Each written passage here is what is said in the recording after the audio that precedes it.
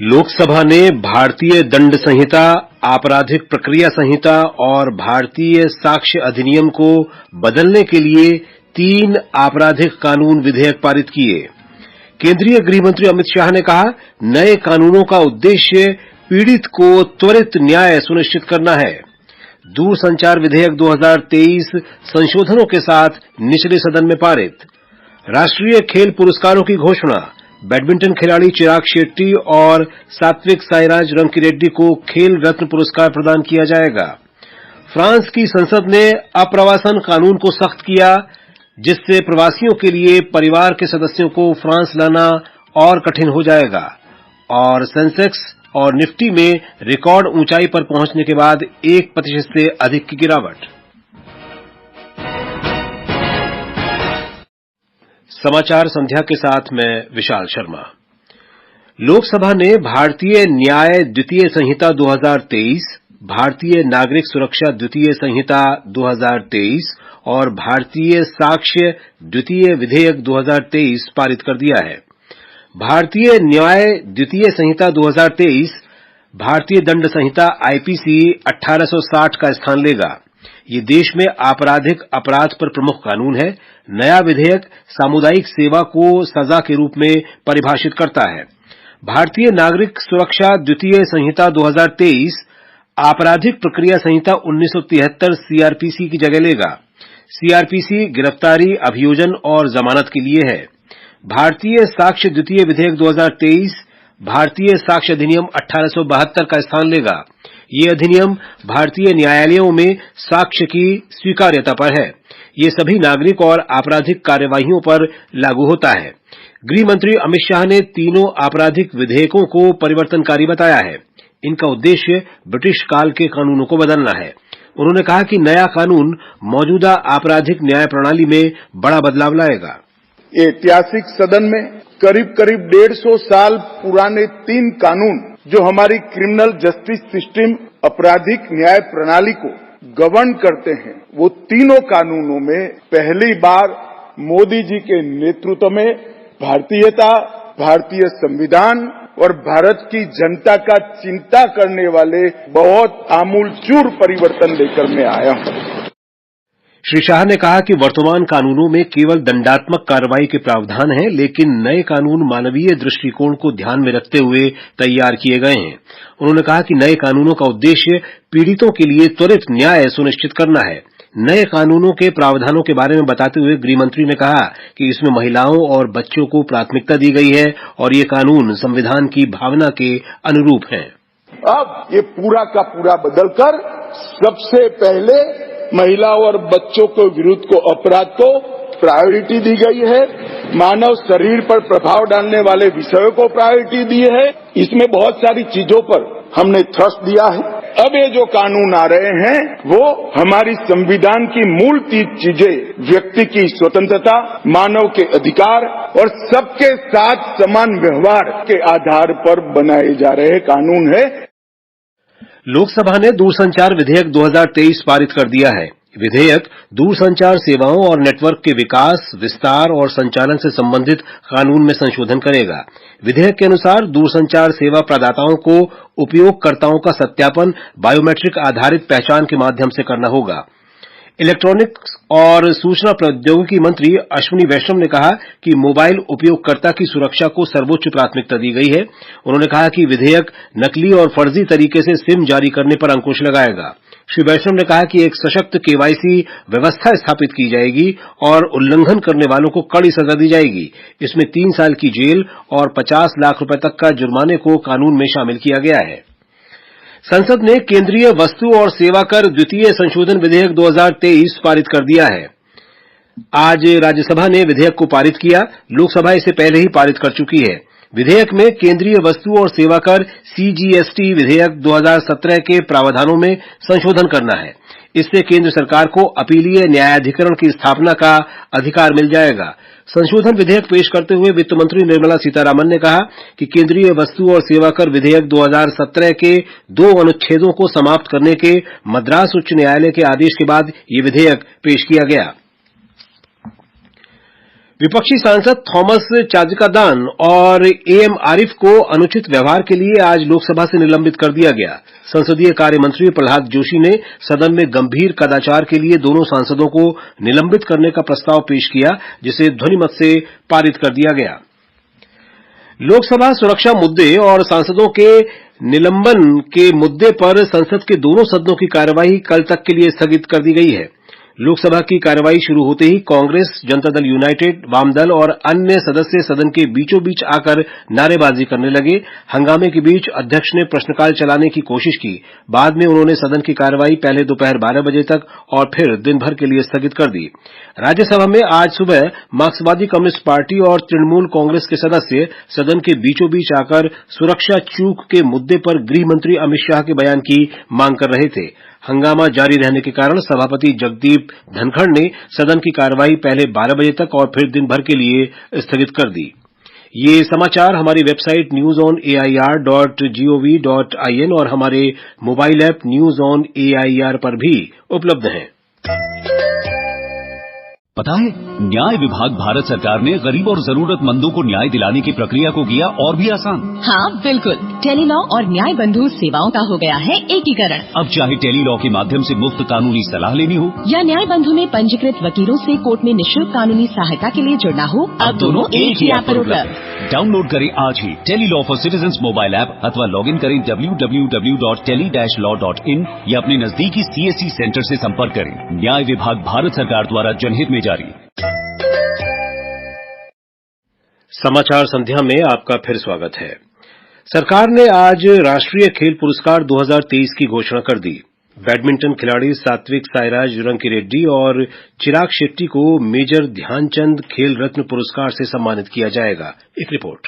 इस बार 26 खिलाड़ियों को अर्जुन पुरस्कार से सम्मानित किया जाएगा। ये है तीरंदाजी में ओजस प्रवीण देवताले, अदिति गोपीचंद स्वामी, एथलेटिक्स में श्रीशंकर एम और पारुल चौधरी, बॉक्सर मोहम्मद हुसामुद्दीन, शतरंज खिलाड़ी आर वैशाली, दृष्टिबाधित क्रिकेटर इल्लूरी अजय कुमार रेड्डी, घुड़सवारी खिलाड़ी अनुष अग्रवाल और दिव्यकीर्ति सिंह, गोल्फर दीक्षा डागर, क्रिकेटर मोहम्मद शमी, हॉकी खिलाड़ी कृष्ण बहादुर पाठक और सुशीला चानू, कबड्डी खिलाड़ी पवन कुमार और रितु नेगी, खो खो खिलाड़ी नसरीन, लॉनबर्ड खिलाड़ी पिंकी, निशानेबाज ऐश्वर्य प्रताप सिंह और ईशा सिंह, स्क्वैश खिलाड़ी हरिंदर पाल सिंह संधू, टेबल टेनिस खिलाड़ी अहिका मुखर्जी, पहलवान सुनील कुमार और अंतिम पंघाल, वुशु खिलाड़ी एन रोशबिना देवी और पैरा कैनोइंग खिलाड़ी प्राची यादव, कुश्ती कोच ललित कुमार, शतरंज coach R B Ramesh, para athletics coach Mahavir Prasad Saini, hockey coach Shivendra Singh और मलखम कोच गणेश प्रभाकर देवरुखकर को नियमित श्रेणी में द्रोणाचार्य पुरस्कार से सम्मानित किया जाएगा। Golf coach Jaskirat Singh Grewal, kabaddi coach Bhaskaran E और टेबल टेनिस खिलाड़ी जयंत कुमार पुशीलाल को आजीवन श्रेणी में द्रोणाचार्य पुरस्कार से सम्मानित किया जाएगा। और table tennis coach Jayant Kumar Pushilal को आजीवन श्रेणी में द्रोणाचार्य पुरस्कार से सम्मानित किया जाएगा। लाइफ टाइम अचीवमेंट के लिए राष्ट्रपति द्रौपदी मुर्मू 9 जनवरी को राष्ट्रपति भवन में एक समारोह में विजेताओं को पुरस्कार प्रदान करेंगी। अनुपम मिश्र, आकाशवाणी समाचार, दिल्ली। स्वास्थ्य मंत्री डॉक्टर मनसुख मांडविया ने देश में कोविड के मामलों में वृद्धि के मद्देनजर सभी राज्यों से एहतियाती उपाय करने को कहा है। उन्होंने कहा कि देश को सतर्क रहने की आवश्यकता है, लेकिन घबराने की जरूरत नहीं है।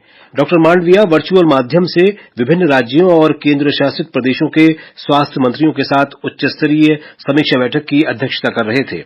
डॉक्टर मांडविया ने कहा कि सरकार स्वास्थ्य संबंधित बीमारियों पर नियंत्रण के लिए सभी राज्यों और केंद्र शासित प्रदेशों को सहायता देने को तैयार है। नीति आयोग के सदस्य डॉक्टर वीके पॉल ने बताया कि वर्तमान में कोविड के 2300 सक्रिय मामले हैं। उन्होंने कहा कि पिछले 2 सप्ताह में देश में 16 लोगों की मृत्यु हुई है। उन्होंने बताया कि कोविड के नए वेरिएंट के खतरे से निपटने के लिए सरकार की ओर से व्यापक प्रबंध किए जा रहे हैं। सरकार की तरफ से सर्वेलेंस को बढ़ा दिया गया है, सीक्वेंसिंग का काम और सटीक तरीके से किया जा रहा है। माननीय मंत्री जी ने आज राज्यों के मंत्री समूह को रिक्वेस्ट करी है, आप सतर्क रहिए, कोई भयभीत होने की वजह नहीं है। वैक्सीन लग चुका है, हम अंदर से सशक्त हैं और इस वेरिएंट के आने के ऊपर ऐसी कोई अनहोनी हो ऐसा बिल्कुल नहीं सोचते। महाराष्ट्र के सिंधुदुर्ग जिले में आज कोविड के JN1 वेरिएंट का पहला मरीज मिला। स्वास्थ्य विभाग के अनुसार सिंधुदुर्ग के 41 वर्षीय पुरुष में कोविड का नया वेरिएंट पाया गया है। विश्व स्वास्थ्य संगठन WHO ने कहा है कि JN1 वेरिएंट बहुत तेजी से फैलता है, लेकिन ये वैश्विक सार्वजनिक स्वास्थ्य के लिए कम खतरनाक है। केंद्र सरकार की विभिन्न कल्याणकारी योजनाओं के बारे में लोगों को जानकारी प्रदान करने के लिए जारी विकसित भारत संकल्प यात्रा आज राजधानी दिल्ली के Jhandewalan, Paschim Vihar, Siddipura, JJ camp, Rohini sector 18, Nandnagri और दुर्गापुरी पहुंची। इस अवसर पर उपस्थित लोग विकसित भारत बनाने का संकल्प ले रहे हैं। आकाशवाणी समाचार से बातचीत में प्रधानमंत्री उज्ज्वला योजना से लाभान्वित अलका कुमारी ने इस योजना के अंतर्गत निःशुल्क गैस कनेक्शन उपलब्ध कराने के लिए केंद्र सरकार को धन्यवाद दिया। माननीय नरेंद्र मोदी की तरफ से लाभ मिली है गैस उज्ज्वला योजना की विजय गैस एजेंसी से, जिसमें चूल्हा, रेगुलेटर, पाइप, सिलेंडर मिली है। इसके लिए मैं मोदी जी की तहे दिल से शुक्रिया करती हूँ। प्रधानमंत्री उज्ज्वला योजना से लाभान्वित सीमा चौरसिया ने कहा कि इस योजना के अंतर्गत गैस सिलेंडर मिलने से उसके परिवार को बहुत लाभ पहुंचा है। मेरा नाम सीमा है।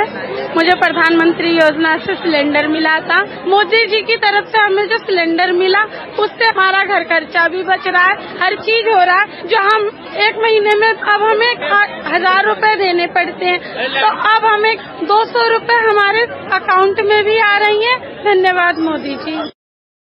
केंद्र शासित प्रदेश जम्मू कश्मीर में विकसित भारत संकल्प यात्रा जारी है। यात्रा का उद्देश्य केंद्र की योजनाओं के बारे में लोगों को जागरूक करना है। कोयला मंत्री प्रहलाद जोशी ने आज नई दिल्ली में वाणिज्यिक कोयला खान नीलामी के 9वें दौर की शुरुआत की। इस अवसर पर श्री जोशी ने कहा कि इस दौर में कुल 26 खानों की नीलामी की जाएगी।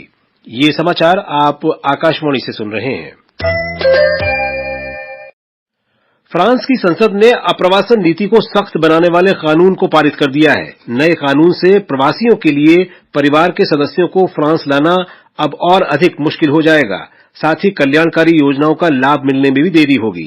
ये कानून हिरासत केंद्रों में नाबालिगों को रखने पर भी प्रतिबंध लगाता है।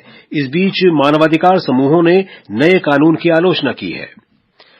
सेंसेक्स और निफ्टी में रिकॉर्ड ऊंचाई पर पहुंचने के बाद 1% से अधिक की गिरावट दर्ज की गई है। आर्थिक जगत की खबरों के साथ हैं विभूति मिश्र। बीएसई सेंसेक्स 931 अंक गिरकर 70,506 पर बंद हुआ। निफ्टी भी 303 अंक गिरकर 21,150 पर बंद हुआ। अंतर बैंकिंग विदेशी मुद्रा बाजार में रुपया अमेरिकी डॉलर के मुकाबले 83 रुपये 18 पैसे पर बंद हुआ और अंतर्राष्ट्रीय बाजार में अंतिम समाचार मिलने तक ब्रेंट कच्चे तेल की कीमत $80.15 प्रति बैरल पर चल रही थी। तमिलनाडु में बचाव और राहत कार्य तेजी से चलाए जा रहे हैं। बाढ़ग्रस्त क्षेत्रों में फंसे लोगों को सुरक्षित स्थानों पर पहुंचाने के लिए हेलीकॉप्टरों और नौकाओं की सेवा ली जा रही है। इसके अलावा जल भराव वाले क्षेत्रों में पानी निकालने का काम भी युद्ध स्तर पर जारी है।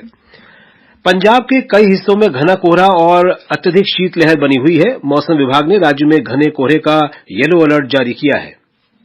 पंजाब के अधिकांश शहरों में इन दिनों न्यूनतम तापमान 3 से 7 डिग्री सेल्सियस के बीच दर्ज किया जा रहा है, जबकि अधिकतम तापमान भी 20 से 30 डिग्री सेल्सियस के बीच बना हुआ है। 3.7 डिग्री सेल्सियस तापमान के साथ फतेहगढ़ साहिब आज राज्य में सबसे ठंडा स्थान रहा। मौसम विभाग के अनुसार समूचे राज्य में घने कोहरे का ये दौर 23 दिसंबर तक जारी रहेगा। शिशु शर्मा शांतल, आकाशवाणी समाचार, जालंधर।